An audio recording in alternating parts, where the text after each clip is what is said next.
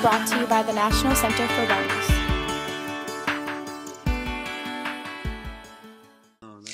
I experienced when I was doing my internship or clinicals with in my midwifery program. I had one mom, and man, I'll tell you, she got into this. We as midwives were kind of sitting there, but she was rocking her legs back and forth, and she was in her own space completely.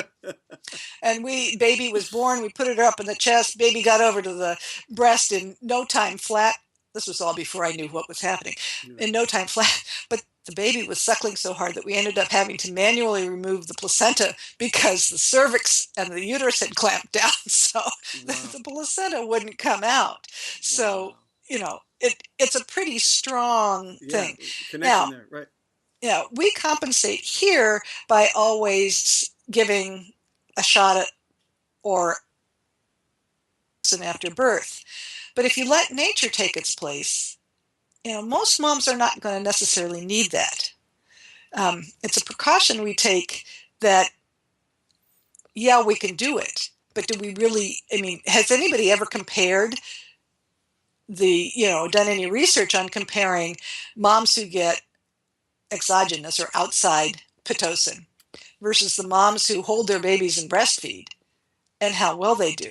Not to mention, but you can't do the double-blind study Right. on a mom. I mean, once you do one, you can't do the other. So it's like, even if we have as good a data as we can ever possibly have, it's still not a good experiment. Right. So it's as good as we can do.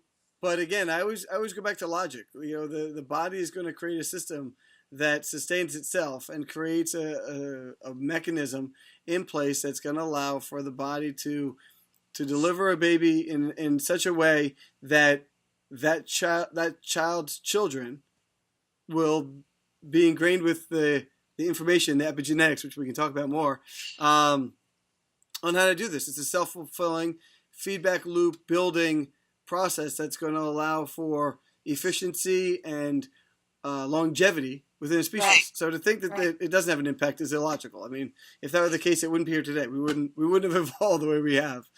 So. Well, and just a little aside, one of the things I find frustrating, knowing that putting the infant skin to skin can help decrease, is that when I look at guidelines, both from the American College of Nurse Midwives and from UNICEF for safe birth, they start with moms being in an institution and figuring out they'd be able to get Methergin, as opposed to saying, there's some places where you're not going to get to an institution if they deliver up the river and up the mountain, And I had a student who literally did a teaching with native or traditional midwives, and they had no idea that just putting the infant skin to skin and having them breastfeed could help decrease the bleeding.